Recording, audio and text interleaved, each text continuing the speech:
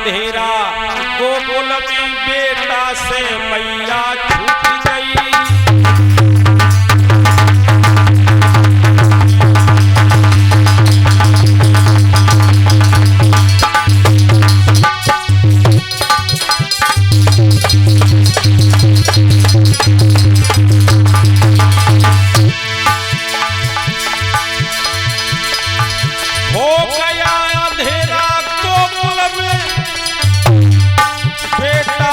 मैया हो गया अंधेरा गोकुल में बेटा से मैया छूट गई।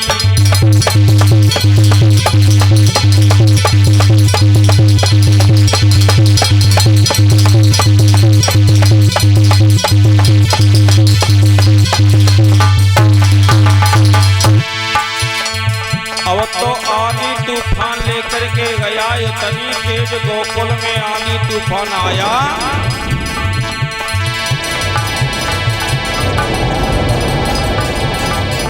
हाथों हाथ दिखाई नहीं दे रहा है।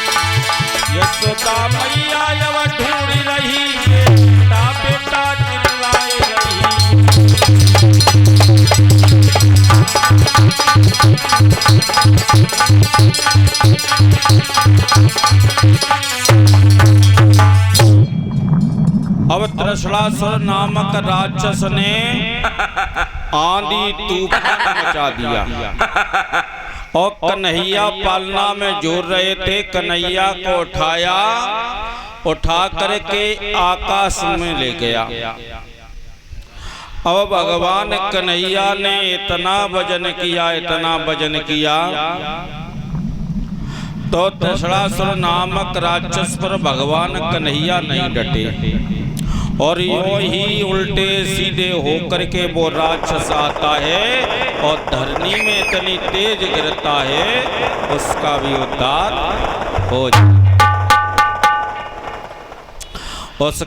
उद्धार हो गया। आंधी तूफान भी खत्म हो गए। यशोदा मैया ने देखा तो भगवान कन्हैया कहीं पड़े, पालना कहीं पड़ा है। अब यशोदा मैया ने कन्हैया को लिया, छाती से लगा लिया। अब त्रिशलासुर नामक राक्षस का वध हुआ से फिर वृत्रासुर नामक राक्षस को भेजा। मतलब जितने राक्षस समय कम है कथा ज्यादा है। जितने राक्षस कंस भेज रहा है उन सबका भगवान कन्हैया वध करते जाते हैं। एक भी राक्षस लौट करके कंस को ये नहीं बताता है कि कन्हैया कैसा है।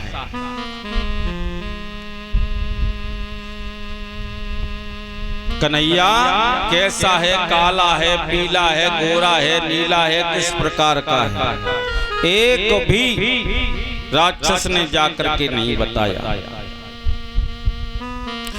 इधर वसुदेव के गुरु थे गर्गाचार्य जी। वो एक दिन वसुदेव से मथुरा मिलने के लिए जेल में गए। गर्गा प्रोहितो राजन यदुनाम संवता ब्रज जाग्रम नंदस्य वासुदेव प्रचोदिता। तो हे राजन परीक्षित, वसुदेव महाराज के जो गुरु अते गर्गाचार्य जी वसुदेव जी से मिलने के लिए गए। वसुदेव जी से जब मिलने के लिए गए तो वसुदेव जी ने कहा, गुरुदेव हमारे 2 बालक हुए और वे गोकुल में पढ़ रहे हैं, तुम जाकर के गोकुल में हमारे दोनों बेटों का नामकरण संस्कार कर देना। तो वसुदेव जी के कहने पर गर्गाचार्य जी जाते हैं गोकुल में नामकरण संस्कार करने के लिए। अब देखिए इसमें एक बात और है कि जिस प्रकार से हमारे तुम्हारे घर में अगर कोई बालक हो तो सबसे पहले कहाँ भागते, किस जगह जाते सबसे पहले, बता सकते हो? पंडित जी के पास। बोले चलो लला भाओ शायद छटवा ले आए। शायद पूछने के लिए जाते हो? अरे भाई कहने का मतलब ये है कभी भी जीवन में शायद नहीं पूछवाना चाहिए। क्यों? क्योंकि जब तुम्हारे घर में परमात्मा ने शायद निकाली तभी ही तुम्हारे घर में बालक सुरक्षित पैदा हो सका। और इतना बड़ा ज्योतिषी विद्वान इस संसार में मृत लोक में कौन हुआ है जो परमात्मा की शायद में शायद निकाल सके? है कोई विद्वान? कोई नहीं है। और मान लो पंडित जी पे अगर तुम छटवाने के लिए जाते हो, उन्होंने अगर ये कह दिया है कि तुम्हारा जो बालक है वो गलत शायद पर यानी गलत नक्षत्र में जन्म लिया है, तो क्या तुम उसे नदी नाले में डाले आओगे? हैं? नहीं तो कहने का मतलब है कभी भी शायद नहीं पूछवाना चाहिए। दूसरी बात लोग वाक बता देते हैं, पंडित जी विद्वान लोग बताते हैं और देखते हैं, जब शायद देखते हैं तब बताते हैं कि भैया तुम्हें लला के मूल पड़े हैं। अब ये मूल क्या होते, मूल किस लिए पढ़ते हैं? पता है मूलों के बारे में कि मूल किस लिए पढ़ते हैं? क्योंकि तुम्हारे घर में जो जीव आत्मा आई है वो जीव आत्मा पहले पता नहीं, हम आप लोग एक्सीडेंट में खत्म हो जाते हैं, कोई नदी नाले में डूब करके मर जाता है, कोई वैसे फांसी लगा करके कई बार रहता मर जाता, किसी के गोली लग गई मर गया। तो जिन लोगों का अंतिम संस्कार नहीं होता है, जिन लोगों का अंतिम संस्कार नहीं होता है, ऐसे नदी नाले में डाल देते हैं, बहते हुए चले जाते हैं, जीव जंतु खा लेते हैं, उनका अंतिम संस्कार कुछ नहीं हुआ। तो वो जीव आत्मा जिसका कुछ नहीं हुआ अंतिम संस्कार, तो वो जीव आत्मा जिस जगह पर जन्म लेगी उस जगह पर मूल पड़ेंगे। जिस शरीर में वो जीव आत्मा प्रवेश होगी और जन्म लेगी तो उस जगह पर मूल पड़ेंगे। जो उसका अधूरा संस्कार रह गया है वो यहाँ आकर के पूरा होता है, इसलिए मूल पड़ते हैं। अब गर्गाचार्य जी जो हैं वो जाते हैं, अयम ही रोहियो पुत्रोरयम सुदहो गुणो आख्यातिरमिते बलकृत्यादि बलम विद्वा यदुनाम यदाम पावताम संकर्षणम मुक्सवा। अब गर्गाचार्य जी गए, आंगन में बैठे हैं, आंगन में आसन लगाए बैठे, तो रोहिणी मैया और यशोदा मैया जो हैं वो अपने अपने बालक को लेकर के आई। अब जैसे ही रोहिणी मैया ने अपने बालक को आगे किया, उन्होंने देखा है तो बताया ये रोहिणी का पुत्र है, इसलिए इसका नाम है रोहिणी। और ये अपने मित्रों में अति आनंद देगा, इसलिए इसका नाम है राम। और ये इसके बल की कोई सीमा नहीं होगी, कितना बल है इसमें कोई पता नहीं है, इसलिए इसका नाम है बल राम। और ये किसी में भेदभाव कभी नहीं समझेगा, इसलिए इसका नाम है संकर्षण। अब रोहिणी मैया के बालक का तो नाम रख दिया गर्गाचार्य जी ने। उसके बाद यशोदा मैया अपने बालक को लेकर के आई, और जैसे ही यशोदा मैया के बालक को देखा जवाब दिया, प्राज्ञा वासुदेवस्य कच्चे जातस्य मजा वासुदेव इति श्रीमान्यामृग्यः संप्रदते। जवाब दिया, नंद बाबा जी, ये जो तुम्हारा पुत्र है इसने पहले वसुदेव के यहाँ जन्म लिया है, इसलिए इस पुत्र का नाम है वासुदेव। पुत्र का नाम क्या है? वासुदेव। और सुनो, बहुनानि शांति नामानि रूपाणि च सुदस्यते गुणे कर्मे निरूपाणि त्रम्या वेदनो जनः। नंद जी, जैसे जैसे तुम्हारा बालक बड़ा होता जाएगा और जैसे जैसे कर्म करता जाएगा, वैसे तुम्हारे बालक के नाम आगे पढ़ते जाएंगे। गर्गाचार्य जी ने समझाया। अब नंद बाबा यशोदा मैया ने कहा, भगवान भोजन कर लो। भाई यहाँ तक आए हो, मेरे बच्चों का नामकरण संस्कार किया है, तो ऐसे तो जाने नहीं देंगे हम, भोजन कर लो। तो भोजन करने के लिए दाऊ भैया और कन्हैया जी को तो वहीं आंगन में छोड़ दिया खेलने के लिए। गर्गाचार्य जी आसन पर बैठे, यशोदा मैया भोजन बनाने लगी। यशोदा मैया जब भोजन बना रही है, भोजन सारे पकवान लेकर के यशोदा मैया बना करके जब आई, गर्गाचार्य जी के सामने रख दिए। और गर्गाचार्य ने जिस समय देखा तो गर्गाचार्य जी ने भगवान का भोग लगाया, आंखें बंद की, हाथ जोड़ लिए और जैसे ही स्तुति की, तुदीयमस्तो गोविंदो तुदीयमस्तो समर्पयामि। तो भगवान कन्हैया और दाऊ भैया तो वहीं खेलिए रहे और फिर नहीं पुकार रहे। तो वे दोनों लोग घुटनों के बल पे धीरे धीरे आए और वह थाली में लग गए खाने के लिए।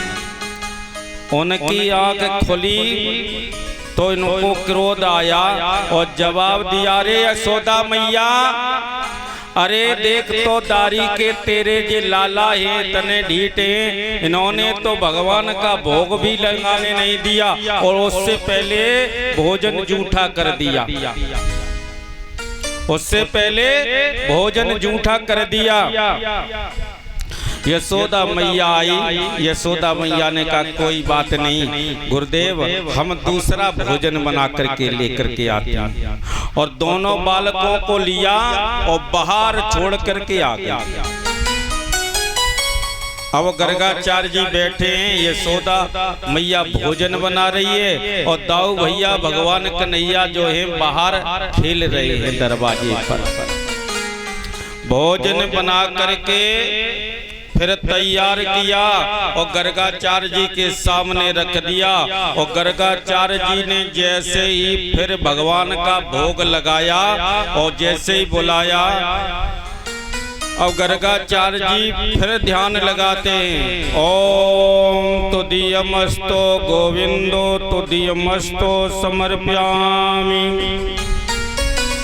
हे प्रभु, ये दीनों के दयाला, जैसा तुमने दिया और जैसा मेरे पास में है रूखा सूखा आकर के भोग लगाओ। तो ये स्तुति कर रहे हैं, भगवान से विनती कर रहे हैं, प्रभु भोग लगाओ आकर के। आंखें बंद किए हुए तब तक भगवान कन्हैया और दो भैया घुटनों के बल पे फिर चले आए और गट्ट सीना भोग फिर लगा लिया। आंख खुली अब तो और ज्यादा क्रोध हो गया। अब वो नहीं समझ पा रही ये कौन है। उन्होंने जवाब, अरे यशोदा मैया तू भी झूठ बोलती है। तू तो कहती थी मैंने अपने लालों को बाहर छोड़ दिया है, लेकिन दारी के ये तो मेरा भोग बिगाड़ दिया है, भगवान का भोग भी नहीं लगाने देते हैं। तो यशोदा मैया ने क्रोध में आकर के दोनों बालकों को लेकर के वो कमरे में बंद कर दिया। जब कमरे में बंद कर दिया है और भोजन बनाया, भोजन बना करके फिर गर्गाचार्य जी के सामने रख दिया। गर्गाचार्य जी से कहा, अब तुम प्रेम से भगवान का भोग लगाओ, कोई दिक्कत नहीं। अब तो मैंने दोनों लालों को कमरे में बंद कर दिया। तो फिर भोग लगाया और फिर भगवान का ध्यान किया। तुदीयमस्तो गोविंदो तुदीयमस्तो समर्पयामि। अब वो तो परमात्मा का ध्यान कर रहे हैं, प्रभु आओ और आकर के भोग लगाओ। तो कन्हैया कहने लगे, दारी के हमें कमरे में बंद करवा दिया और भोग लगा, लेकिन भोग तो हम नहीं छोड़ेंगे। जब तुम हमें बुला रहे हो तो हम तो आएंगे कहीं ना कहीं से, जंगला से देख रहे हैं। दारी के हमें बंद किए और मेरा ही भोग लगा रहा। तो उन्होंने फिर झटका दिया और साध के निकल के दाऊ भैया और कृष्ण कन्हैया दोनों जने आकर के थाली में फिर लग गए। अब थाली में लग गए हैं और गर्गाचार्य जी ने जैसे ही आंखें खोली,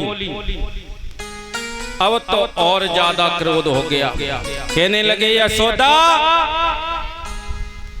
अरे तू बहुत झूठ बोलती है। तू तो कह रही है कि मैंने अपने लालों को कमरे में बंद कर दिया, लेकिन तेरे ये दोनों लाला भगवान का भोग भी 3 बार बनाया, 3 बार भी नहीं लगाने दिया। इतने ढीठ तेरे लाला हैं, भगवान का भोग भी नहीं लगाने देते।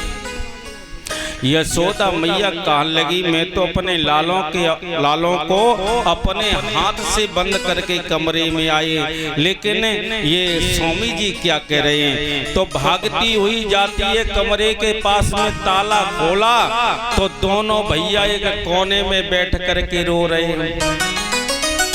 अब भाग करके आई और भाग करके आकर के जैसे ही गर्गाचार्य जी के सामने जो थाली रखी है उस पे देखा तो दोनों भैया वह थाली में भोग लगाए रहे हैं। फिर भाग करके गई है कमरे में, तो कमरे में देखा जाकर के दोनों भैया रो रहे। अब मैया तो नहीं समझ पाई, तो मैया तो चक्कर खा के आंगन में गिर पड़ी और गर्गाचार्य जी समझ गए। गर्गाचार्य जी समझ गए। गर्गाचार्य जी ने विचार किया, यहाँ भी हैं वहाँ भी हैं, इसका मतलब भगवान मैं तो हाथ जोड़ लिए, भगवान मैं तो नहीं समझ पाया तुम्हारी लीला को, हमसे जो कुछ गलती बन गई हो वो माफ कर देना। और भगवान कन्हैया एक हाथ से तो खुद खा रहे और एक हाथ से गर्गाचार्य जी को खिला रहे। इतना प्रेम।